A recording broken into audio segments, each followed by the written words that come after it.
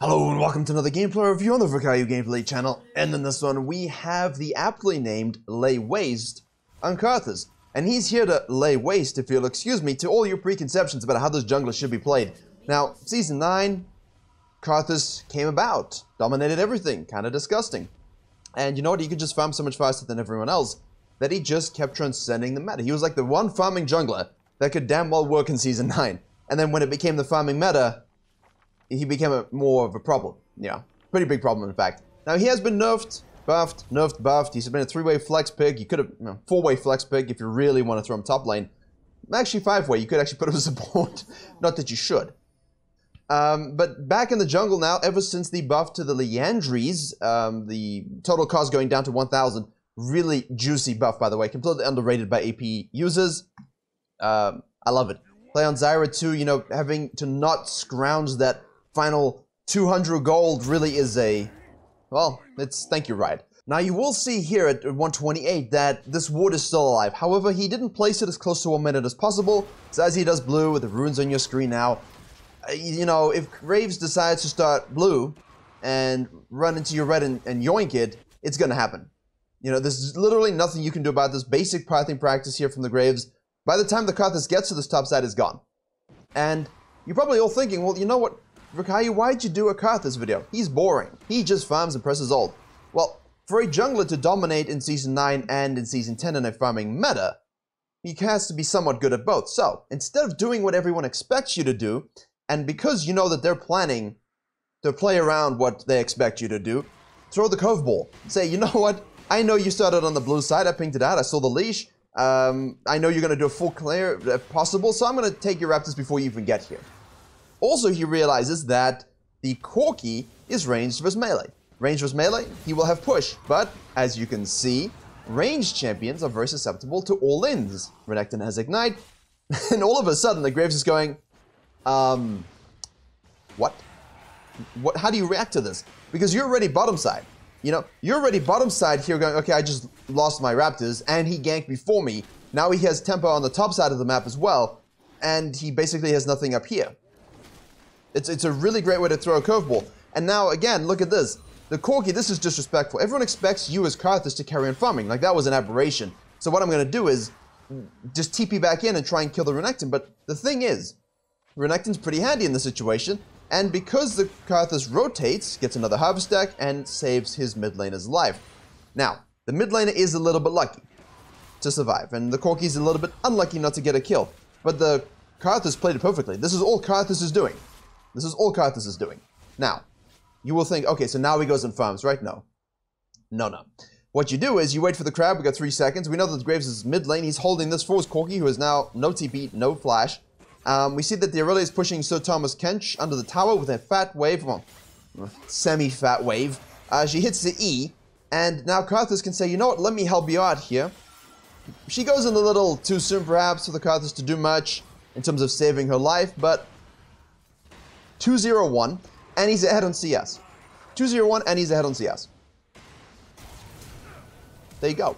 Why do you have to AFK farm if you're a Karthus player? Why do you have to AFK farm if you're any typical farmer? You don't. And that's the thing. As long as your pathing is good and your brainwaves are functioning at highest capacity, you can basically outwit any jungler. Now, what we do is, from that we push the wave, we can just fall back to our Krugs. We can do a delayed red because we're not really needed at this stage. But then you can always look to repeat gank. Obviously, Graves would have taken the bottom side crab. You have nothing to do about that. But we can always look to say, you know what, let's go back here. Because no flash, why not, let's try. And we have a scanner up as well, so we can check. She goes in, ready to do it. Of course, that spell is just super lane safety. That's why he's getting nerfed as well. I mean, come on. Not much we can do. All in all, 4 minutes, 58. We're almost level 6. Graves has reset, hits his punt on us. We know he can't interfere with our business, because we are Karthus mains. Well, I'm not. I don't play the champion, but this guy is. And we just go back to base. And now the thing is, you will note, here you could argue, maybe there's a way, the Ashe, very valuable, maybe there's a way that you actually stay out here just to defend your Raptors and then sequence down, right? I think that is that's a normal way to kind of think about staying out in this situation, but the problem is if you do that and Graves sequence down and you kind of want to get into a fight here, or something happens where you need to rotate, you're going to have a lot of gold unspent, so that lead you have is not real, right? It's a fake diamond. So if we go back to base, we can spend it. Now you see the pings on the minimap here. Graves thinks Karthus is going to go out of base and sequence upside again. That's just incorrect. The Karthus here is just going to take the Raptors and then sequence down, which puts him on the same side of the map as the Graves, where his support Trundle is rotating. Now, Renekton is going Giga Ham here. Okay, that was a very interesting flash Q by the Graves, but he gets the kill nonetheless. Braum rotates, and Karthus here is very close to 6, I think, so he's going to try push it out, but don't push your luck. This is good reactive pathing, though. I kind of like to see that from junglers. I don't see it enough. They basically just go, well, he's dead, oh well. And I think you can in this situation, but you never know if a fight's going to go longer, so it's always decent to kind of think about potentially rotating. Now, you would have noticed Ashe died. That's because the support roamed. Now she can blame the support. Does that sound familiar? Happens in high elo career too. Karthus now is basically sitting around. Maybe he's typing a few words of wisdom from his book. But Graves basically has advantage here to dive, advantage here to take the dragon, and we know he's on this side, so the Karthus just uses safe pathing. I think he's anticipating it, he's waiting for it. Although, you know, yeah, it's a Braum. So if Braum hits that stun and the Karthus gets stuck, he's most likely dead. But we can press a magical button, and that's just a skill issue. Sorry to say for the Varus, that's just a skill issue. Now, this is where things get a little interesting. If you're a mid laner here, you know that the Graves is on the bottom side, but unfortunately, probably busy doing this. So the Karthus here can think about the potential, he's stealing my blue. I kind of want the dragon, let me go down. But if you do that, right, this is 99% gone. There's just no ways you get there in time. So what we can do is swap our pathing, very good, and just go take his. This is a topside crab as well. Our Raptors will be spawning sooner than our Wolves and Gromp as well. So that's a great timer to have, right? And we see the Graves. The Graves just basically takes this, he runs across here thinking, I know this is going to happen, let me try and contest. The Renekton just baits it out, and over the wall, a wall hits, and Q's hit from the stun. Beautiful. That's why people like Renekton. People always misdirect their anguish and anger towards a Renekton pick. I just like the fact that he puts someone in position so that my difficult hit skill shots, Nidalee Spears or Lay Waste Qs can hit. I think you're doomed, Mr. Frog. I think you are doomed. And who's creating this pressure? You think this is a Rek'Sai game? You must think, oh my goodness, if I told you this scoreboard and showed you this scoreboard, what would you think? You would not think Karthus. Not at 8 minutes. He's used his ult 1 time. He's 5-1 and 2. He's dove top lane twice. He's ganked mid a few times. And he sequences camps. It's brilliant jungling. It shows you that this AFK sort of farm and do nothing until you win is just stupid. I don't like it. You know, if you get away with that, it's because the enemy team didn't punish you enough or look for enough advantages themselves. Or drafted completely like idiots and just get outscaled by level 10. Let's hope that's not the case in most of your games, or Clash games, or Flex games, or whatnot. I think here I'm looking potentially, just to move on from that discussion, down to the dragon here, purely because I think he's on it. Now, I obviously get benefit of hindsight by seeing that Ashe arrow, but this is very much a paranoia of mine. If I spend a lot of time here and go back to base, and then now I have a full sequence up, or a full sequence down, I'm worried about the dragon, specifically because the Graves knows he has no blue and no Gromps. There's no reason for him to go up. So, let's have a look. Okay, it looks like he wins a smite battle. Karthus, in his defense, it's almost impossible to combine a spell with smite to the level of almost any other jungler. But because he uses ultimate to get out of the pit there, and we're ahead, we can just go and take his Raptors, which, by the way, are level 7. Thank you very much. Smite is finished, a little late, but that's fine. Graves could be hanging around, looking for his Krugs, maybe looking to do something bottom lane. So what he does is he checks with his Q, always good. And if there is a fight going on, don't stop to clear your vision, hit your wall, get the Braum ult, we take those. That's fine, perfect. Varus has no ult as well. Now this is the thing with the Graves. If he hasn't shown up at this stage, I don't expect him to be on this side of the map, even if you don't see him, if you are kind of curious as to where he is. There's no ways he is still here. So I would anticipate the dude's top side, potentially counter jungling, potentially doing Herald and whatnot, and then basically gonna dive the Aurelia. So what we need to do is make sure we get something done on the bottom lane. Good, we don't have to use our ult. Is he going to? Oh, we have a TB from the Corki, so we're not going to. Okay then, now we use it. Ah. Oh, I should have actually noticed that. I should have actually. Normally in game, I just press tab and it's pretty obvious. For some reason on the replay, I just expected it. Anyway, we're all allowed to have those moments. All right, so we know that the Herald was taken. Obviously, the Renekton checks the red. We see that's gone. So everything that is pretty much expected at this stage transpires. The Grave shows up. Hello, sir. Aurelia does Aurelia things. She flashes out. The Tahm Kench flashes in. Looks like she's most likely going to die, although never write her off because it's Aurelia. And she's basically full build with that Vampiric Scepter. The Abyssal Voyage takes him on the shortest voyage known to mankind. And that's a great roam by the Trundle. You know, he's 1-3-3, hasn't done much. But he has roamed and put his pillars exactly where we want them. Karthus, in the meantime, resets and holds the mid lane, which is always a good strategy. If you are a scaling jungler, someone who's really carry win con, back to base, if you see your top laner doing things on the top lane, feel free to hold the wave, deny platings, and then you can sequence whatever direction you want. If Raptors are down, you can just do this. If Raptors are up, you can always pull them over the wall and then carry on sequencing. The Krugs are just way too out of the way at this point, because there's no real objectives. We've got 3 minutes left on the platings. Might as well try bottom lane again. Braum? I don't think that's what you want to do. Ash arrow hits, wall follows, and 2 Qs and he dies. Chain, CC, and CC for a Karthus or an Italy is just so good. Scan your jungle?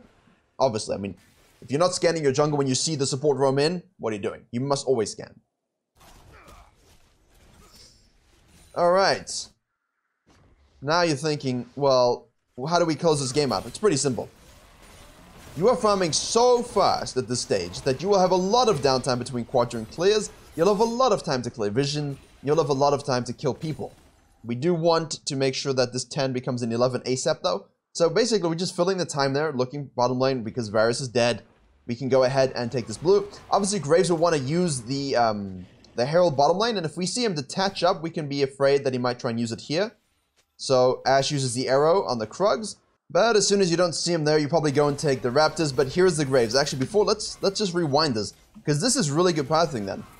You know, he's thinking what we're thinking. But look at this. From Red Team's perspective, Braum slaps down this control ward. All right, let's actually, this is really good tab control as well. Braum has a control ward, and so does Graves. So Braum slaps it down. Now this vision gets denied. He waits. Now let's watch and see what the Graves does. No one hits this ward. The vision's denied. So he sneaks in. He knows this is control warded. He waits. That's a lucky. That's great pathing, but it's also a little lucky. The Ash had the right idea. Just the Graves made the good decision to sneak in.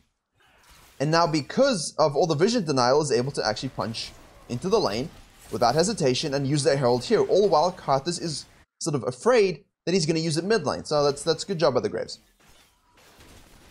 I mean, Karthus is making plays. He's 7-1-3. Karthus is going to dive the Corki. Wall hits. Lay waste. Boom. Dead.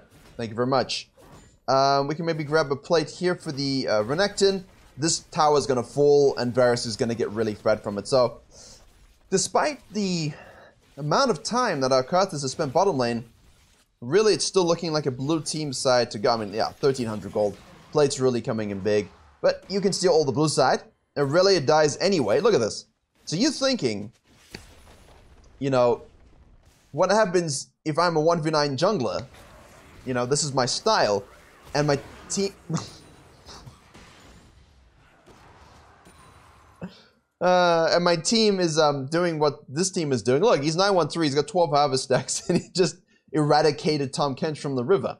And again, there's no objective except for the dragon coming up. So, we probably want to do the Krugs and reset here straight up. We have the Rylai's completed first. But I just rewound here to show you, look, he's backing on 16 seconds, right? So we don't see that exactly in game. Now, someone in comments was like, just move it. See, look, I can't move this. There's just no way for me to move it. It never has been. I don't have the knowledge. It's the opposite of always has been. So, the downside here of getting that 2600 gold necessary for your Rylays, well, he doesn't really need quite 2600, but it puts you in the situation where you're not going to make it in time for the Drake, you know? And that's basically, you have to think about it. What's the goal here? Now, Varus is top lane, he dies. You can always look for the HP bars. We'll take that. I think as a scaling jungler, as a Karthus, as a Fiddlesticks, or anything like that, you're not too concerned with losing 2 Drakes. The Herald, that kind of... You don't lose a Herald and 2 Drakes, but at this point, I think the main thing is, as we go in, Braum rotates. Karthus was not interested if you're watching the minimap. He just wanted to sequence a little bit. I think he could have rotated directly to this. He probably should have. Direct rotation. The thing is, he's just so fed, and any fight that breaks out now, he can totally control. And honestly, getting 4 Ocean Drakes as a Karthus, really great. Essentially, what you're doing is you might apply a lot of pressure to get yourself fed, to deny the enemy jungler, and to try and get fed on enemy laners. Now, the thing about this is a greedy Raptor steal. Okay, these are the throw moments. We want to avoid these. Teammates rotate to assist, which is good. About time they did something useful. Okay, everyone's here. Relia's top lane, no TP. Braum ult hits everyone. Karthus can just hit his Q from max range. If he gets tagged, he's dead. Nice misdirect there by the Graves. Flashes in, Qs to the side. And now they all disengage. So this is a bad moment. We don't have our Aurelia. Never were going to. But she gets the split push. And basically, to carry on the thought process, as long as you get fed, okay, look at the gold amount, 9,600, no one is remotely close. And Renekton doesn't look like he's having the best games KDA-wise, but he is actually playing very, very well. He's next up. So, it's okay to lose a dragon or 2 and a herald if this is the thing that you can get out ahead of. Just remember that you have to be there for the fights. There's no point having that much gold if everyone's splitting and dying, and you're not able to get that crucial 3rd dragon and that crucial 2nd herald. Second herald isn't as much of a thing, but I would want it, you know? If I have to give up all of that to get this stage, I want every other objective for the rest of the game. I mean, it's just funny.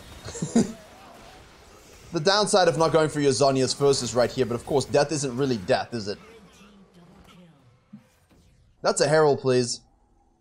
Can we go do the herald? I don't know. You can see the pings. I wonder if it's from Karthus. I mean, Renekton's splitting bottom lane. Graves is up. We can kill him easily. Alright, so it's just a Fiesta now. Okay, now they can do the herald. Yes? Okay, great. Oh, what else is there to talk about in this game? Closing it out, even as a scaling jungler. Obviously, as a scaling jungler, it's much easier, right? You don't have the same worldly concerns as pitiful early game jungler, because now the early game jungler is really in the clock, you know.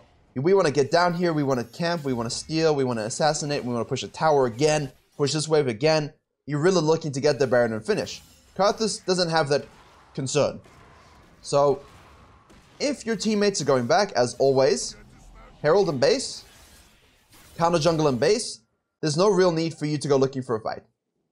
We can farm during this time, we can rotate during this time. If you're a Rengar or Kha'Zix, look for a pick, but don't die. Wait for your team to join up and then go for a fight. Push the waves. And of course you can shadow too. If all your camps are down, please shadow. Always a great strategy if you're a really fit jungler. And if someone's splitting...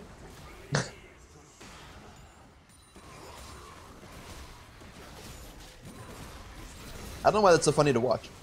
And now we base. If someone's splitting, kill them back to base. We do need this third dragon. So back timings need to be really on point for this. It really does have TP for this fight.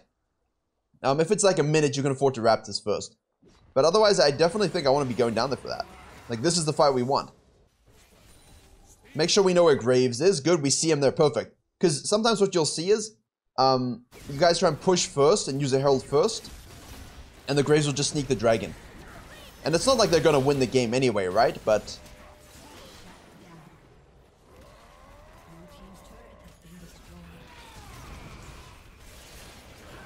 just observing. Karthus is just existing. Okay, okay. There we go. Got him, coach. Free dragon. Once again, a skill issue with that button. But, you know, memes aside, the requirement of a good Karthus to really hone that clear down, that jungle root speed, to have this kind of map impact without the ultimate, to make sure you're reliably hitting Qs, this is all part of what makes a good jungler, and why Karthus is not actually that easy. People always think it's really easy, it's not. And the Rylai's, as we talked about earlier, now we didn't really talk about it, but the slow is just more disease that you can spread. I mean, it's more than enough when you hit the WQ, and now just everything slows. And you can do this really fast. Okay. The Ashe ult is so nice. Karthus with a team that's all AD that also has CC is just such a good comp. I'm really pleased that someone out there is getting a good comp in solo queue. Because he's the third one. All he needs people to do is hit their stuns and he'll do the damage. You know? And that's it. That's the surrender. Normally you would just do the Baron here. You just do the Baron, you can push out, and then you should have no issue, basically. 1-3-1-ing, 4-0-1-ing if you have an inhib or whatever, so... Hopefully you can see that ganking and farming can be together, even as Karthus as any scaling jungler, and make sure that you're always applying pressure and don't always do what everyone expects you to do. Think outside the box with your clears, with your strategies, with your invades.